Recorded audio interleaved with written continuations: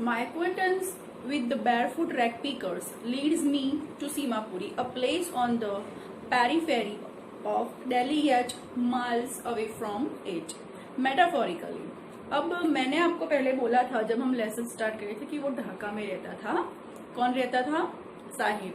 तो मैंने बोला था कि अभी जो ढाका से वो लोग निकल गया है तो अभी कहाँ रह रहे हैं? वो कहाँ रह रहे हैं? दिल्ली में एक स्लम एरिया है सीमापुरी, तो शायद अभी भी है।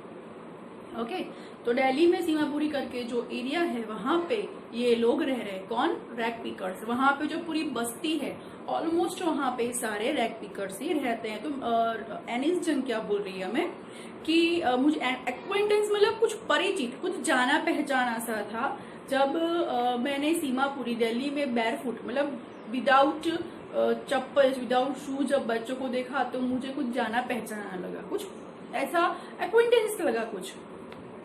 Okay, and those who live here are squatters who came from Bangladesh back in 1971. Sahab's family is among them. वहां पे कौन रहते थे? जो बांग्लादेश से आए थे 1971 में। वो लोग जब वहां से आए फिर यहाँ पे वो लोग स्थायी हो गए। तो जो साहिब की फैमिली थी उनमें से एक थी।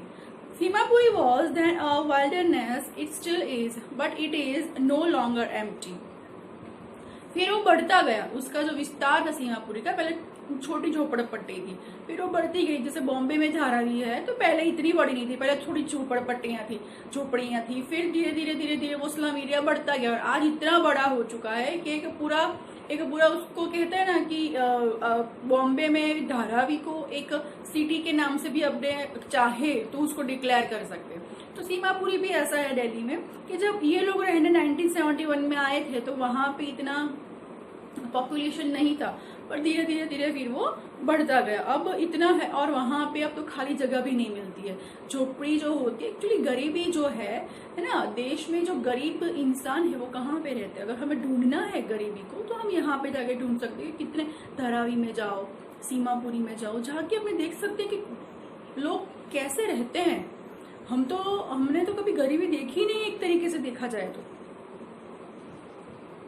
In structures of mud with roofs of tin and tarpaulin, devoid of sewage, drainage or running water, live 10,000 rag pickers। अब उसमें 10,000 rag pickers रहते। कैसे रहते? मड कीचड़ में रहते हैं। बारिश होती है तो वहां पे कोई रोड बनाने नहीं जाता है, उनको जो वहां का कीचड़ होता है उसी में रहना पड़ता है। बारिश कितनी भी ज्यादा हो या कम हो, उनके जो रूफ होते हैं, रूफ मतलब वो पतरे के होते हैं ना, टीन, वैसे है टर्पल। या फिर वहां पे कौन रहता है? रैग पिकर्स रहते हैं। एंड क्या मतलब एक्सप्लेन क्या करें उनके घर को, क्या करें? एक आप झोपड़ी को क्या अपने दिमाग में क्या एक्सप्लेन करोगे, क्या सोचोगे एक स्लम एरिया के बारे में? आपके दिमाग में जो फर्स्ट इंप्रेशन आती है वो ही ये है कि इतनी गंदगी में ऐसे मतलब ड्रेनेज का कोई सॉल्यूशन नहीं है। देखा आपने ये, आप ड्रेनेज और रनिंग वाटर, कोई मतलब ना कोई बाथरूम है ना कोई ड्रेनेज सिस्टम है, फिर भी वो लोग यहाँ पे कितने 10,000 रैग पिकर्स रहते हैं यहाँ पे। कितने? 10,000।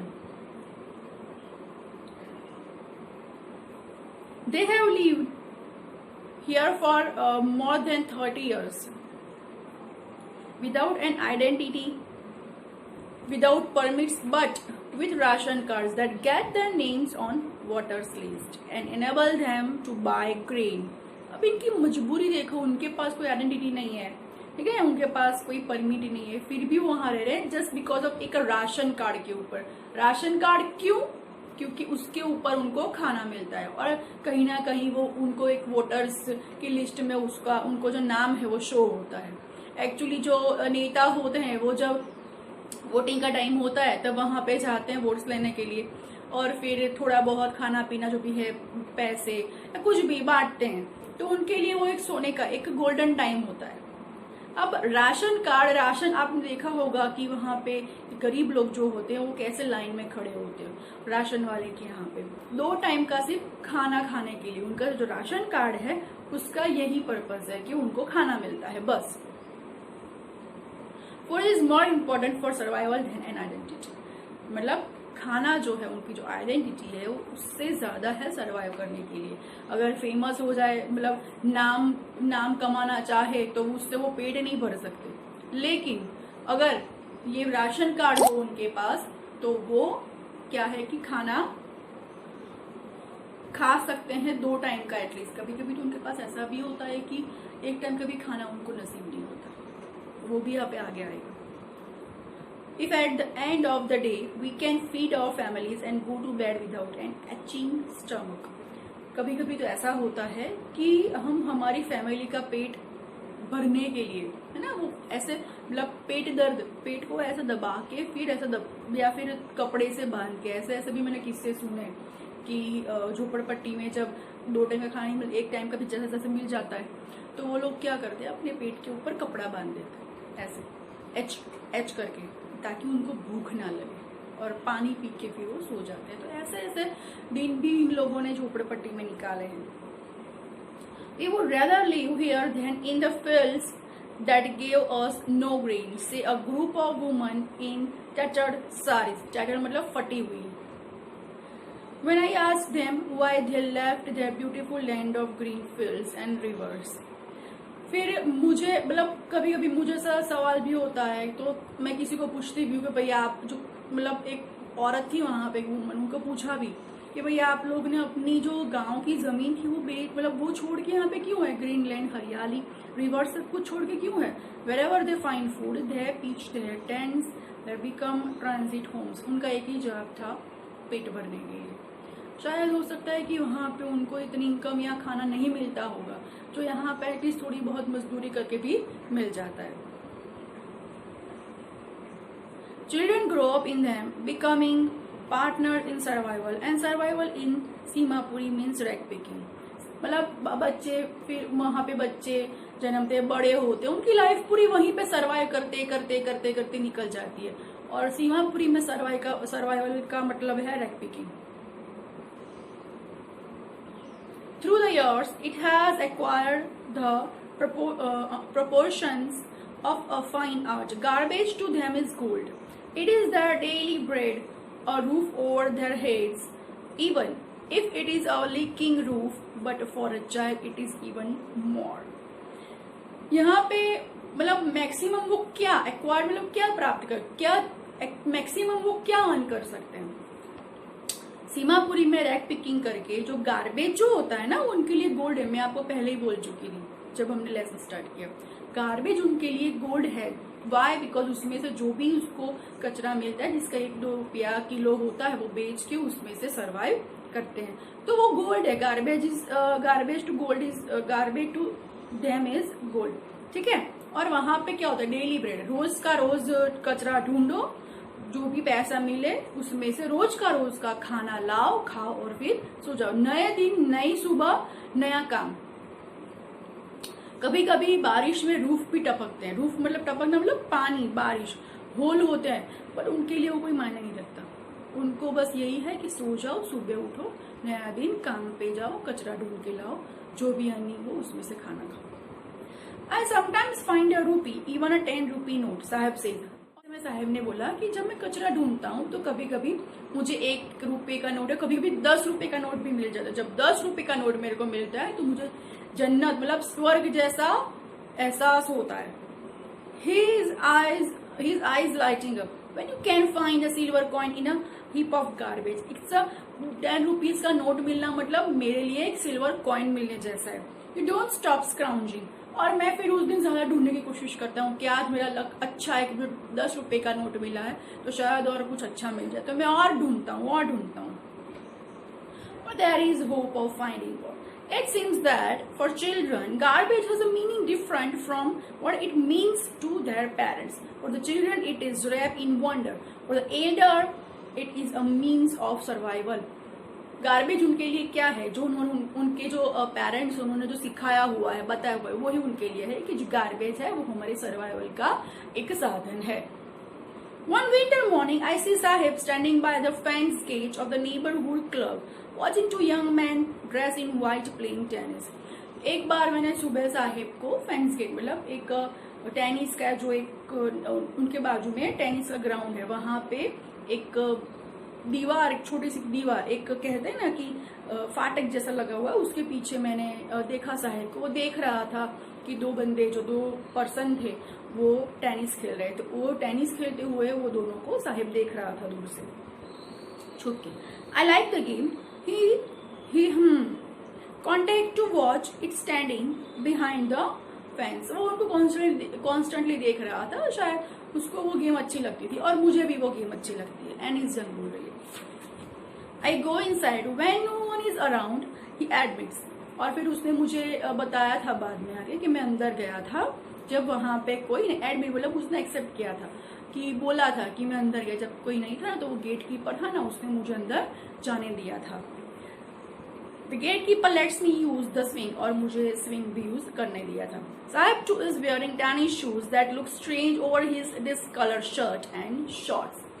उसके कपड़े क्या होते होंगे? डिसकलर, शायद कोई बिना कलर के कपड़े, शॉर्ट्स छोटा सा और एक ऊपर शर्ट। बट शायद किसी ने उसके जो शूज, मैंने उसके पैरों में जो शूज देखे तो मुझे लगा कि शायद किसी ने फेंक दिए होंगे, किसी को जरूरत नहीं होगी, इसीलिए वो शूज अभी किसके पैर में थे? साहिब के पैर में। Sahib too is wearing tennis shoes that look stranger over his discolour shirt and short. उसने जो टेनिस शूज पहने हुए थे वो उसके कपड़ों से मैच नहीं हो रहे थे, बट वो खुश था कि आज उसके पैरों में शूज है। Someone gave them to me, he says, in the manner of an explanation. The fact that they are discarded shoes of some rich boy, शायद किसी अमीर बच्चे ने फेंक दिए होंगे, तो आज उसने बोला कि मुझे किसी ने शूज दिए, देखो मैंने शूज पहने हैं। और एकदम कहते हैं ना कि मैनर से, कि देखो मुझे किसी ने शूज दिए हैं। Who perhaps refused to wear them because of a hole in one of them does not bother him.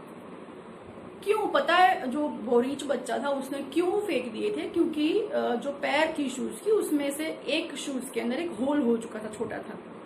उसके लिए वो बच्चे ने शूज फेंक दिए जो साहिब को मिल गए और साहिब ने भी पहने होते। बट बॉदर, उसके लिए वो परेशानी नहीं थी। उसके लिए शूज मिलना ही बहुत बड़ी बात है, तो उसमें छोटा सा होल होना, अगर रूफ में बड़े बड़े होल वो लोग सहन कर सकते हैं। अभी कभी कभी एक बार का खाना बिना खाए सो सकते हैं, तो उसके लिए क्या परेशानी? ये मतलब ये छोटा सा होल कोई परेशानी है? Doesn't matter. For one who has walked barefoot, even shoes with a hole in a dream come true. But the game he is watching so identically is out of his reach. But कहते हैं ना कि वो shoes उसको वो सपने की ओर, कौन से? उसने कौन से शूज पहने थे? टेनिस के। तो वो शूज पहन के ना उसको एक सपना, मतलब वो सपना देखने लगा कि मैं अभी टेनिस खेलूंगा, कभी ये वो, तो एक सपने जैसा होगा कि मैंने ऐसा मस्त शूज पहन तो मैं भी खेल सकता हूँ, मैं क्यों नहीं खेल? क्योंकि उसने वो जो 2 पर्सन थे उनको टेनिस खेलते हुए देखा था, तो उसको ऐसा अंदर से हुआ। बट फिर उसको ऐसा रियलाइज हुआ कि ये मेरे पहुंच के बाहर है। Intently is out of his reach, मतलब उसके पहुंच के बाहर है। फिर वो सपनों की दुनिया में से वापस आ गया। This morning साहब is on his way to the milk booth.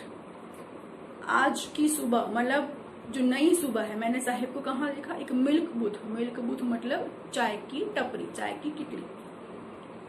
In his hand is a steel canister. और मैंने क्या देखा? उसके हाथ में एक स्टील कैनिस्टर, मतलब किटली है जो इसमें गर्म गर्म चाय भरते हैं। I now work in a tea stall down the road. I now work in a tea stall down the road. He says, pointing in the distance. एनिस जंग ने उसको बुलाया तो उसने बोला कि मैं देखो वहां पे, ऐसे उंगली करके बताया कि मैं वहां पे जो नीचे वो है रोड के नीचे, वहां पे टपरी, वहां पे मैं नौकरी करता हूँ, मैं काम करता हूँ। I am paid 800 rupees and all my meals. मुझे 800 रुपये मिलेंगे और खाना भी मिलेगा। अब ये बच्चा सोचो, जस्ट फॉर 800 रुपीज और खाने के लिए एक चाय की कितली पर भी काम करने को रेडी हो गए। वो चीज अब एनिस जंग क्या सोचती है? देखो, does he like the job? I ask, his face I say he has lost the carefree look. अब एनिस जंग ने पूछा कि क्या ये जॉब तुझे अच्छी लगती है? तो उसने कोई एक्सप्रेशन, मतलब कुछ बोला नहीं बट एक्सप्रेशन से उसको बताया। तो एनी जंग उसके फेस और उसकी आंखों का एक्सप्रेशन देख के समझ गई इसको नहीं पसंद है। बट वो जो 800 रुपये और जो खाना था वो सोच के वो बच्चे ने ज्वाइन किया वहां पे। बट एक चीज उन्होंने क्या बोली, as the name of Sahib Alam the lord of universe, आज वो बच्चे ने अपना केयर फ्री लुक, मतलब अपनी आजादी खो दी। अब उसकी आजादी किसके हाथ में है? वो चाय की टपरी वाले के हाथ में। The steel canister seems heavier than the plastic bags he would carry so lightly over his shoulder. आज वो जो छोटी सी चाय की किटली है ना, वो प्लास्टिक का जो गार्बेज उठा के वो जो ब्रेक पिकिंग करता था अपने शोल्डर के ऊपर, उससे ज्यादा भारी लग रही है। एक्चुअली भारी होता है वो प्लास्टिक का बैग, पर लग कौन सी रही है भारी? वो चाय की किटली, क्योंकि वो जो प्लास्टिक का बैग था वो साहिब आलम उठाता था, और आज ये जो चाय की किटली है वो कौन उठाता है? सिर्फ साहिब।